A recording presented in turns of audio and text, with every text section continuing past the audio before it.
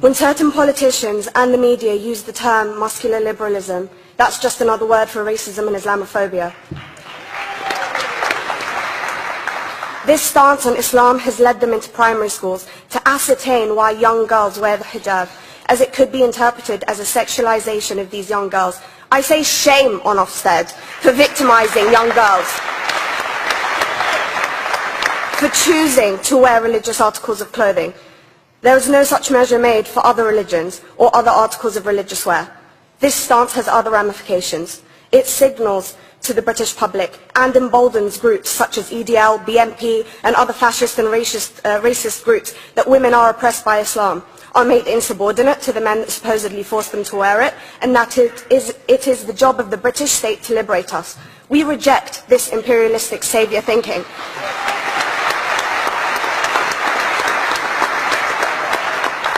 And I am here to state for all people who choose to practice their beliefs openly that we are not oppressed by our faith. Islam is not one homogeneous block. There are Muslim women who do not wear the hijab, and that is their interpretation of their faith. The Quran beautifully states, "La ikraha fid din," which translates to, "There is no compulsion in religion." My faith has given me the right to choose 1,400 years before the Universal Declaration of Human Rights told me I could. A fun fact for you, conference. My dad didn't want me to wear the hijab. I chose to. Those of faith, thank you. Those of faith should have the right to choose to wear their articles of faith. Sikhs wearing the turban, Jews wearing the kippah, or Christians wearing the crucifix.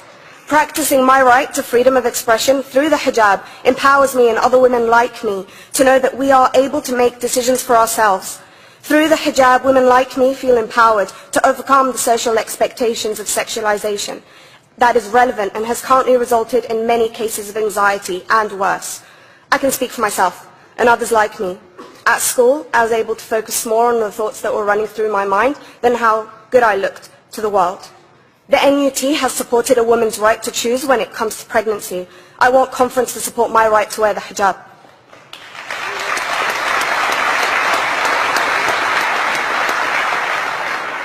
How I choose to practice my faith is clearly displayed for all to see. This makes me the target of hate crime.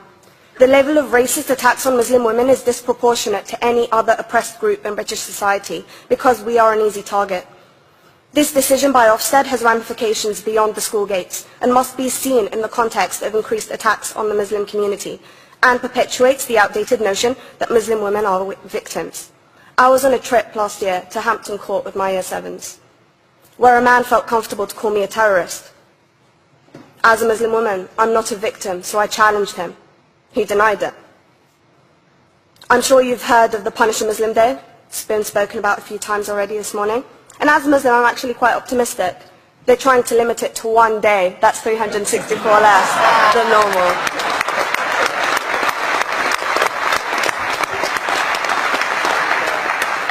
But let's be clear, conference. Islamophobia and other forms of racism affects non-Muslims too.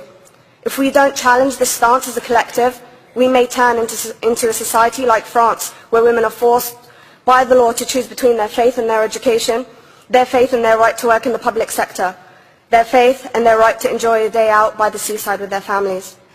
I want to end by stating that I came to this country as an 8-year-old refugee. We are Palestinians, forced out of our land in 1948. We lived in third world conditions, similar to those in Calais for 60 years. Here, I received the support I needed to study law at university and become a secondary school citizenship and PSHE teacher and a school rep. An injury to one is an injury to all, and I want to thank the Union for its stance on all oppressed groups, in particular mine, Palestine. Thank you, conference. Thank you, Latifah.